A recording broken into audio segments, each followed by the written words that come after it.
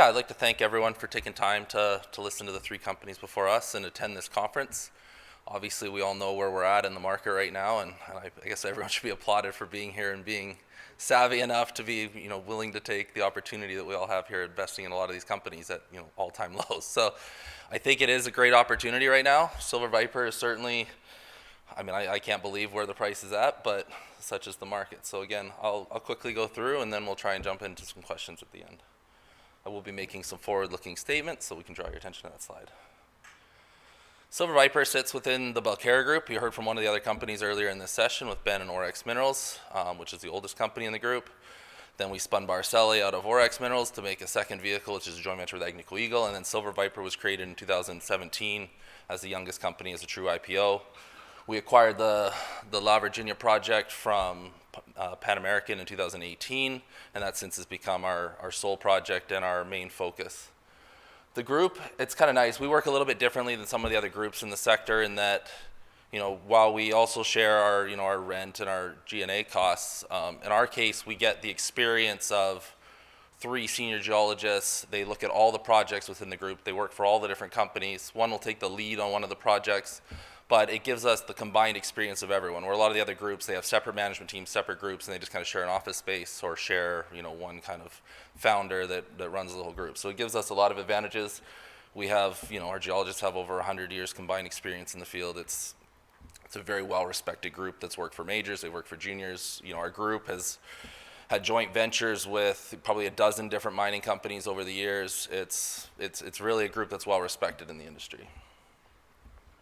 Here you can see our current share price, share structure is still attractive. We have a very strong institutional support. Some of these guys have been with us since it was a private vehicle. We've probably got about 20 funds that own Silver VIPER at the moment. And then management, you can see owning 23%. That's a standard across all of the Belcara companies. Management owns over 20% in all 3.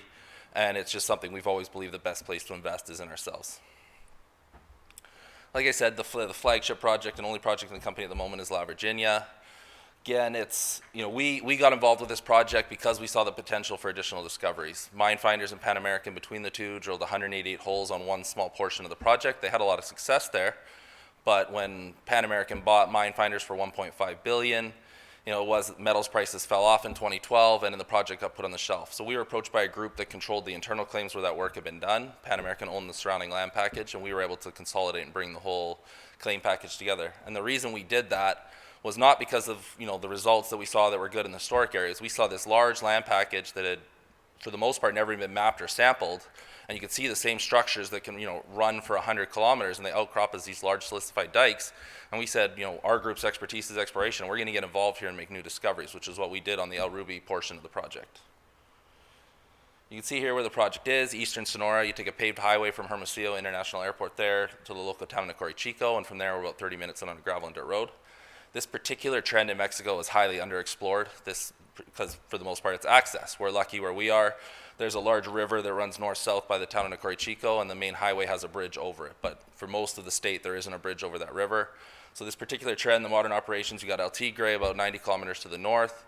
And even in that one, you've got to do a large circular route to get to the bridge and get back, and it takes hours and hours from the highway to get back to the project. And then Dolores, just across the border in Chihuahua, 100K to the south. In between, there's no modern operations, which is highly unusual for Mexico. This project was found because minefinders went looking for another Dolores. They flew the whole mountain range with helicopters and settled on La Virginia being the lookalike, which again, they sold for $1.5 billion to Pan American. Where they were exploring on the project was interesting, but it wasn't exactly the same as Dolores. But what we found at El Ruby is it's the same. It's the same type of rock, it's the same type of mineralization. We seem to be more into the main event of the project at the El Ruby area. So it's certainly become our focus since making that discovery and trying to understand the surrounding targets and the surrounding area around that portion of the project. Again, here you can see the claims. We have one final payment coming here in June of $2.5 million. We're currently actually working on renegotiating that. We've always had a good relationship with our partners, and half of that can be paid in shares. But given the market conditions right now, we're going to be working on restructuring that. So again, that won't be a large overhang here coming in June. But if necessary, we're going to do a capital raise, and we'll be able to make that payment as well. Again, I won't spend too much time on this slide. You can see some of just the host rock and geology that you see on the project. Again, very large land package. This slide's more important. You can see this is El Ruby, looking at the southern portion of El Ruby. The andesite so far has been our most important host rock. That's where we've been allowed to have the fluids come in, get our large widths and grades. Mineralization continues into that rhyolite package, but it's a much tighter, denser rock, so it doesn't run at the grades and widths that we see. But one of the models that we're going to be testing this year moving forward is searching for the contact below the rhyolites. We had Quentin Hennig and Crescat did a deep dive into our database, and he said, you're onto a gold carbonate base metal system. And then you look at our results and you see no base metals, and you say, what are you talking about? And where that comes in is going to be at that deeper contact, where those fluids come up and hit that tighter rhyolite package. You'll see a large blowout of the fluids and mineralization, and similar deposits around the world are 4 or 5 million ounce gold deposits. The Kellyan mine in Indonesia, Dolores is one of these. You've got a number of mines in Australia that are similar. And so he said, you've got to do some deep MT, 3D IP geophysics, and sure enough, we saw a very large, deep contact target that we're going to be testing this year, and we're really excited about that. What that geophysics also did, though, was open our eyes to a number of targets to the east, and we'll see those on a later slide. Again, some of our high grades. What we get is we have a very high-grade breccia structure. That's where you see our multi-kilogram silver numbers with high-grade gold. But then what makes it special, or makes El Ruby special, is not only do you have that in our breccia structure, is you get into the footwall, you get a 20 to 80 meter wide, kind of gram to gram and a half gold equivalent type rock, and then we made another discovery 100 meters to the west that is a 100 meter plus wide zone that again gives us the gram to gram and a half. And so we showed the potential for El Ruby to be an open pit heap leach operation in the state. So again, when you're comparing apples to apples, the average open pit heap leach operation in the state operates at about a half gram gold average grade. So we're sitting in a resource already at 0.8, 0.9 just in the gold content of the open pit portion, and then we have another half gram gold equivalent of silver on top of that. So we're double and triple the average grade of the other open pit heap leach operations in the state. Again, here, just this is one section. This is kind of, again, going back to the Quentin model and why we knew we weren't onto a traditional epithermal system in Mexico. You can see high-grade gold and silver at surface.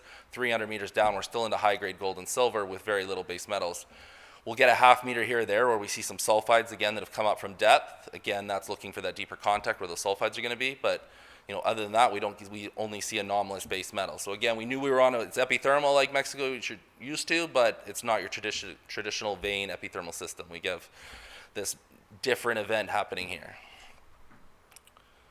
Again, you can see some of the core there. You see an example of some of those sulfides in one of those half meters where you see some of that higher grade material and running some very spectacular grade. We've seen a lot more visible gold on this project, which isn't something we're accustomed to in Mexico. It's just, again, speaking to a different type of system than those traditional systems that you see in Mexico. And always cool when you're looking at the core and see visible gold. It alloys as electrum in our case. Metallurgy, obviously very important. We've done our simple bottle roll tests, gold recoveries across 90% across all grade ranges, and that low grade silver leaching at 76% also becomes very important, again, when we're talking about an open pit leach operation. The higher grade silver I would see reporting to a secondary circuit. You're not going to want to run your multi-kilogram silver and throw them out onto a leach pad. So as we find more and more of that, you would justify a secondary circuit at any sort of mine that you'd end up building here. Again, quickly, you can see the resource that we already referenced. We're at 700,000 gold equivalent ounces across the categories and 49 million silver. That would have been expanded on by now. I would think that we're probably closer to 1 million ounces or more. We've expanded El Ruby 300 meters to the south to the bottom of the arroyo on that plateau. So again, that's going to add. And we've also gone back and looked at that resource. We've got a new geologist, Tatiana, that works with the group, and she kind of specializes in resources. And she's noticed a lot of high-grade ounces that would have been left out of that resource that she's going to tie back in. So I would expect our future resource, the grade, to come up further and also add ounces. And you can see some of those blocks that we're referring to outside of the pit models here. The bottom image is the historic area, Las Huatas, Virginia, where Pan American and mine finders were focused, and then the top image is El Ruby itself. And the red blocks that you see below El Ruby ran 15 grams gold and 300 silver. If you were mining it, you take a shovel and scoop it out, but in the case of the resource, they said there wasn't enough tonnage there to start an underground resource. So again, we're going to be tying in those high-grade ounces. As we do the deeper drilling, trying to prove out the Quentin Hennig model, we'll start to develop an underground resource at El Ruby as well. I mentioned there are some other targets. Our number one exploration target at the moment outside of the work that's going to be done at El Ruby would be El Molino. That, since we paused drilling this year for the first time, has been an area that our mapping and sampling and the geophysics has really showed us has a lot of potential. We're seeing a lot of these tight breccia structures, in sequence in that area. Surface sampling's been running some very good numbers, so we're going to be testing that on our next drill program, same as we did at El Ruby. We'll do a reconnaissance program there and do 5 or 6 holes and see what we've got at El Molino, but that's an area that we're extremely excited about. And then our initial phase will be focused on expanding El Ruby to the north and expanding the pit that direction, and then testing El Ruby at depth below what we are already existing resource. But Macho Libre, El Oriental, Las Cantiles, again, these are all areas in the geophysics that have lit up. Surface sampling has been great. It's a very target-rich environment, and I fully expect to be making additional discoveries on the project this year. Again, we mentioned the Quinton heading model, and we talked about a deep target, and you can see that there on line 1000. You know, El Ruby sitting up there right close to surface in the first 300 meters, and then we've got about this kilometer-long target sitting there below, and it's, you know, that's what we did the geophysics for. This is what we were looking for, and we would have, you know, when this market kind of slowed, we were at a point where we should have been expanding drill rigs, and instead we've had to, you know, conserve capital and slow down. But this is where we're at, and we'd like to have, you know, 3-4 rigs turning on this project, testing El Ruby at depth, expanding it, testing new targets. So again, we're excited to get back to work and start working on that, but that is where we think we're going to find that deeper contact that is going to carry those bonanza widths and grades. The other interesting thing that's always happened here is this wedge shape that we have, and that's a buried intrusion that we see in the area. You don't see that at surface. And again, you can see all those different targets that we've seen on our geochem happen on the periphery of this buried, or this triangular feature, which we've interpreted as a buried intrusion. So again, a source of plumbing for mineralization on the project coming up along the periphery of that. So again, all those different target areas are very interesting, and I'm sure we're going to make additional discoveries on them. I won't spend too much time. Again, these are just showing some of our sampling of various grades of gold and silver and these areas of interest, but again, some very nice high-grade sampling. One of the things I note when we look at the historic work that was done at Las Huatas and Virginia, surface sampling there, the target area is test dead. It's actually at a favorable horizon that they ran their, you know, kilogram type numbers. But seeing them here as we move further to the north, closer to the source of the heat, a higher heat environment, closer to the source of mineralization, we're seeing much higher grades at surface as well. And so again, we think we're going to hit some nice things below when we start drilling. Again, you can see El Molino. This is taken from El Ruby. El Ruby is our flat plateau, so it's much more favorable for open pit heap leach mining. But as we find, you know, additional deposits here, these can become underground or starter pits, the same as you see in Las Huatas and Virginia. But that's where a lot of our, like I say, our grassroots exploration is going to be focused.